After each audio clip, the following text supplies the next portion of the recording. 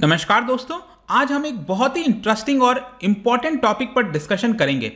अब देखिए, पिछले कुछ समय से आपने देखा होगा जो भी ब्रेंट क्रूड जो ऑयल है उसमें इंटरनेशनल जो भी प्राइसेस बढ़े हैं उसका डायरेक्ट असर आपको भारत में देखने को मिल रहा होगा। फ्यूल प्राइसेस बहुत ज़्यादा चले गए हैं, 100 को क्रॉस ऑलरेडी पेट्रोल कर चुका है, डीजल भी ऑलमोस्ट 100 पर आ चुका है। तो यहां पर अब ये देखा जा रहा है कि जो क्रूड ऑयल के प्राइसेस हैं $100 पर बैरल भी जा सकता है। ऑलरेडी $75 को क्रॉस कर चुका है, जो कि 2 साल में सबसे ज्यादा है। और यहां पर जो एनालिस्ट हैं वो ये कह रहे हैं कि $100 पर बैरल भी ये अब आगे आने वाले समय में जा रहा है, उसकी तरफ बढ़ रहा है। लेकिन क्वेश्चन ये आता है कि क्या जो फूड के प्राइसेस हैं वो भी बढ़ने वाले हैं। मैं आपको बेसिकली जो दोनों का लिंक है वो समझाने की कोशिश कर रहा हूं। आप समझिए अभी क्या है, अभी प्रेजेंट में आप देखोगे तो 2 चीजों का प्राइसेस बढ़ा हुआ है। एक तो है पल्सेस और दूसरा जो edible oil, I am sure आपको पता होगा, ये दोनों काफी हद तक बढ़ चुके हैं। लेकिन बाकी ओवरऑल जो आप फूड के प्राइसेस देखोगे तो भारत में आपको उसमें एवरेज देखने को मिलेगा, ऐसा कोई उसमें इंक्रीज नहीं हुआ है। मैं अभी आपको सब कुछ बताऊंगा। तो उसमें और वर्ल्ड के प्राइसेस में, ग्लोबल प्राइसेस में क्यों इतना ज्यादा डिफरेंस है। ग्लोबल के प्राइसेस काफी बड़े हैं फूड के, भारत में नहीं बढ़ा है। भारत में क्या क्या फैक्टर है, क्यों बढ़ सकता है, काफी इंटरेस्टिंग होने वाला है। चलिए आगे बढ़ते हैं। अगर आप यूपीएससी की तैयारी कर रहे हैं तो इसके बारे में सारी जानकारी आपको डिस्क्रिप्शन में मिल जाएगी, वहां से आप हमारे ऐप को भी डाउनलोड कर सकते हैं। सबसे पहले हम यहां पर समझेंगे कि एग्जैक्टली चल क्या रहा है, हम क्यों डिस्कस कर रहे हैं इसके बारे में।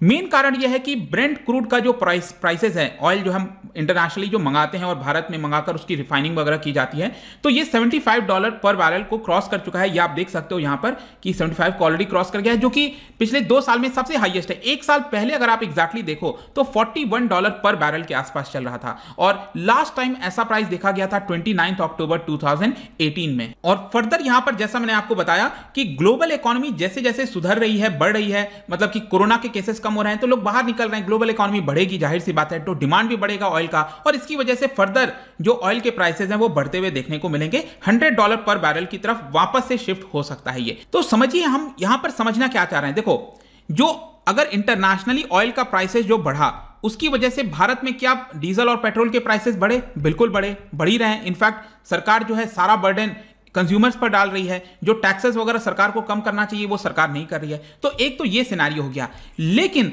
हम यहां पर ये समझना चाह रहे हैं कि ग्लोबली क्या हुआ है। जैसे जैसे ऑयल का प्राइसेस बढ़ा है, ग्लोबल इकोनॉमी सुधरी है, अचानक से जो फूड के प्राइसेस हैं ग्लोबली वो बहुत तेजी से राइज हुआ है। लेकिन अभी तक उसका असर भारत में उतना देखने को नहीं मिला है। तो यहां पर हम यही प्रेडिक्ट करने की कोशिश कर रहे हैं कि कौन से फैक्टर्स की वजह से भारत में भी फूड के प्राइसेस बढ़ सकते हैं। क्वेश्चन ये है, तो वीडियो के एंड में आपको ये चीज समझ में आ जाएगा। सबसे पहले हम ट्रेंड देखेंगे, ट्रेंड समझने की कोशिश करेंगे भारत में और वर्ल्ड में किस तरह का ट्रेंड आपको देखने को मिलेगा। यहां पर ग्लोबल प्राइसेस की बात करें, अब मैं कमोडिटी की बात कर रहा हूं, फूड की बात कर रहा हूं, ये पिछले 2-3 महीने में बहुत तेजी से बढ़ता हुआ आपको देखने को मिलेगा। अब ये मेजर कैसे करते हैं, जैसे हमारे यहां पर तो कंज्यूमर प्राइस इंडेक्स और ये अलग अलग होते हैं। तो ग्लोबली मैं आपको बता दूं, यूएन का जो ऑर्गेनाइजेशन है, फूड एंड एग्रीकल्चर ऑर्गेनाइजेशन, उनके द्वारा एक इंडेक्स रिलीज किया जाता है जिसका नाम है वर्ल्ड फूड प्राइस इंडेक्स, ठीक है, एफपीआई इसको कहते हैं।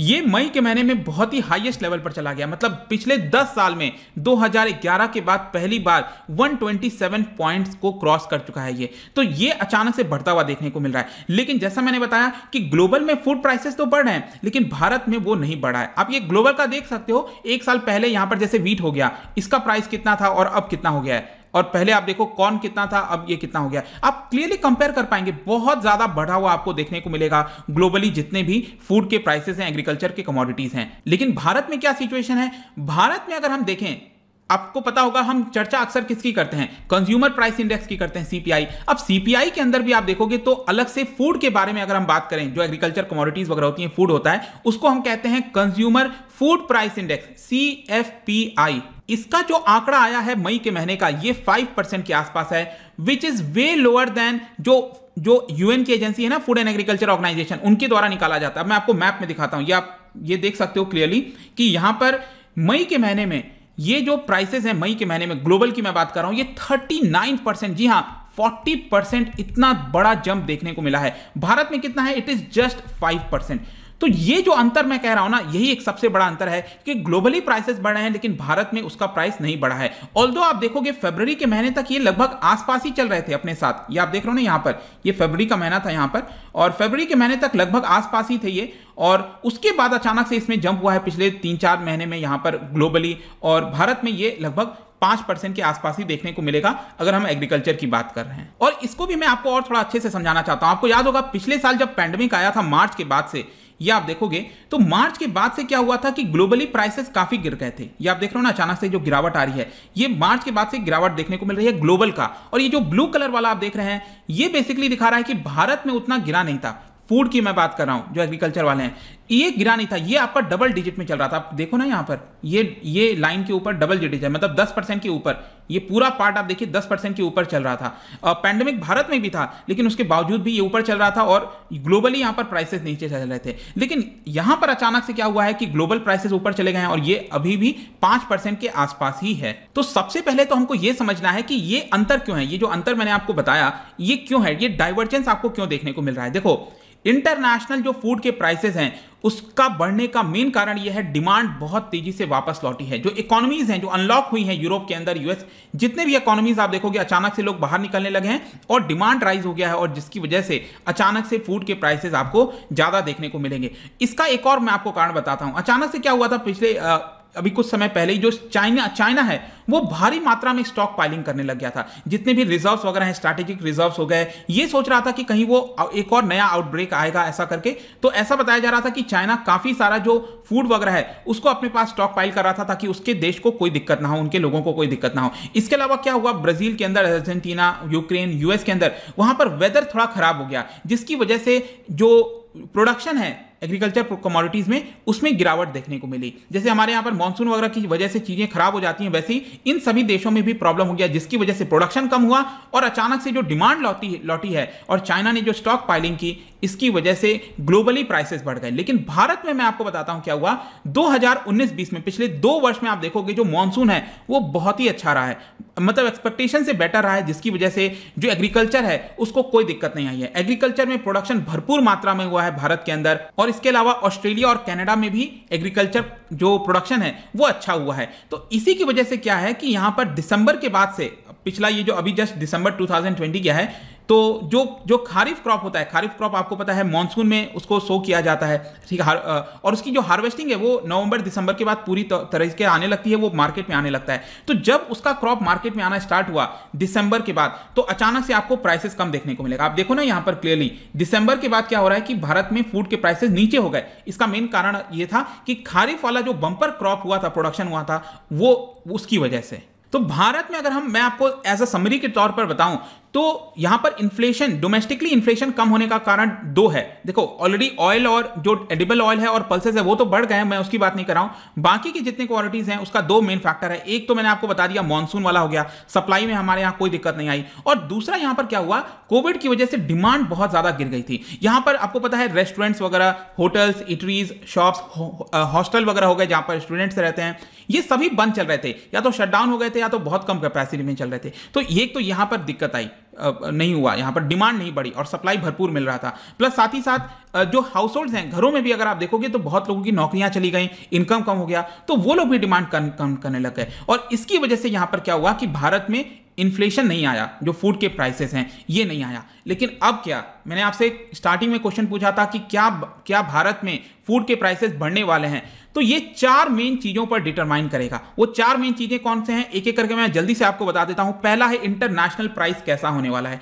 इंटरनेशनली अगर आप देखोगे तो ऑलरेडी उसका असर एडिबल ऑयल और पल्सेस पर दिख चुका है हमें। अब क्या बाकी चीजों पर भी दिखेगा, जैसे 2007-8 के बाद जो आपका ग्लोबल फाइनेंशियल क्राइसिस आया था, उसके बाद अचानक से गिर गए थे प्राइसेस, लेकिन फिर अचानक से बहुत तेजी से बढ़ा था। तो क्या ये वैसा ही हमें साइकिल देखने वाला है जो हमें ग्लोबल फाइनेंशियल क्राइसिस के बाद देखने को मिला था? तो ये तो समय बताएगा। इंटरनेशनली प्राइसेस कैसे रहते हैं, मैंने अभी आपको बताया ना, मई के महीने में बहुत तेजी से बढ़ गया है। क्या वो वहीं पर रहेगा, उतना ही बढ़ता जाएगा, या फिर अचानक से कम हो जाएगा, उसके ऊपर डिटरमाइन करेगा। दूसरा यहां पर मॉनसून, अगेन ये जो मॉनसून अभी चल रहा है, और इसमें मैं आपको ऑलरेडी बता दूं कि मई के महीने में 74% सरप्लस रेनफॉल हुआ है, और अभी तक आप देखोगे तो करीब बताया जा रहा है कि 18% अबव एवरेज प्रेसिपिटेशन आपको देखने को मिलेगा। तो अभी तक तो ऐसा लग रहा है कि मॉनसून काफी अच्छा जा रहा है, और इसी तरह से चलता रहा तो अगेन बंपर क्रॉप होने की उम्मीद है, और इसकी वजह से हमें रिलीफ मिल सकती है। तीसरा यहां पर जो आपका डिटरमाइन करेगा वो है दोस्तों जो ऑयल के प्राइसेज हैं, जो फ्यूल के कॉस्ट है ना, डीजल वगैरह हो गया, ऑलरेडी काफी ज्यादा महंगा हो रहा है।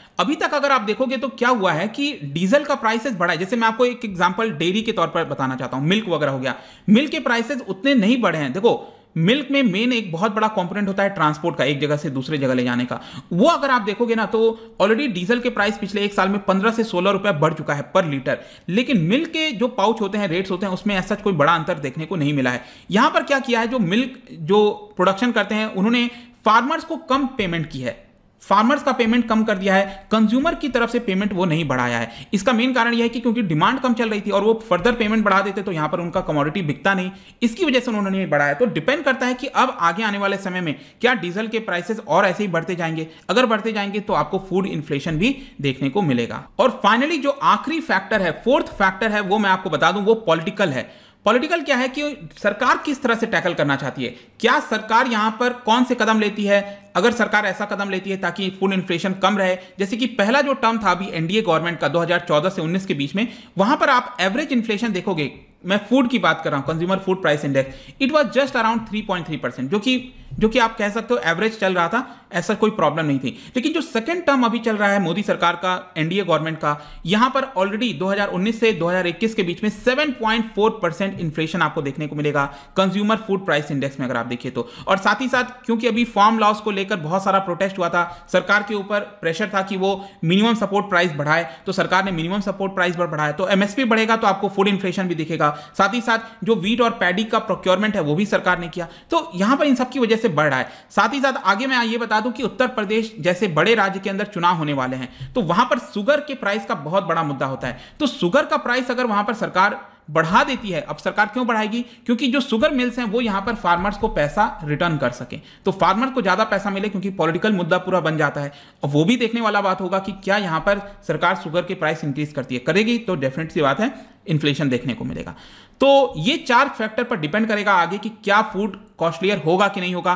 बट आई होप कि इस वीडियो के माध्यम से आपको बहुत कुछ जानने को मिला होगा, किस तरह से चीजें जो इंटरलिंक्ड हैं ग्लोबली और भारत के अंदर, क्यों यहां पर डिफरेंस देखने को मिल रहा है। जाने से पहले एक बहुत ही सरल सा सवाल, होलसेल प्राइस इंडेक्स ये फिगर किसके द्वारा रिलीज किया जाता है, कंफ्यूज मत हो जाना, क्योंकि जो सीपीआई होता है और जो डब्ल्यूपीआई वो अलग अलग रिलीज किया जाता है, ध्यान रखिएगा। तो डब्ल्यूपीआई किसके द्वारा रिलीज किया जाता है ये आपको बताना है। इसको राइट जो आंसर है वो आपको पता ही है, मेरे इंस्टाग्राम पर तो मिलेगा ही, वहां पर अगर आप नहीं हो कोई बात नहीं, टेलीग्राम से भी ले सकते हैं इसका सही उत्तर। मैं कई सारे एमसीक्यूज यहां पर डालता रहता हूं स्टोरीज के फॉर्म में, आप जाकर प्ले कर सकते हो। बाकी अगर आपको इसका पीडीएफ चाहिए, अलग अलग सोशल मीडिया पर जुड़ना चाहते हैं तो आ सकते हैं यहां पर। और अगर आप यूपीएससी की तैयारी कर रहे हैं, किसी भी एग्जाम की प्रिपरेशन कर रहे हैं, डेफिनेटली आपको हमारा ऐप डाउनलोड करना चाहिए। studyIQ.com पर जा सकते हैं, बहुत ही अफोर्डेबल रेट्स पर वहां पर सभी कोर्सेज आपको मिल जाएंगे। आई होप कि वीडियो आपको पसंद आया होगा। मिलता हूं आपसे next time, till then thank you very much, see you soon.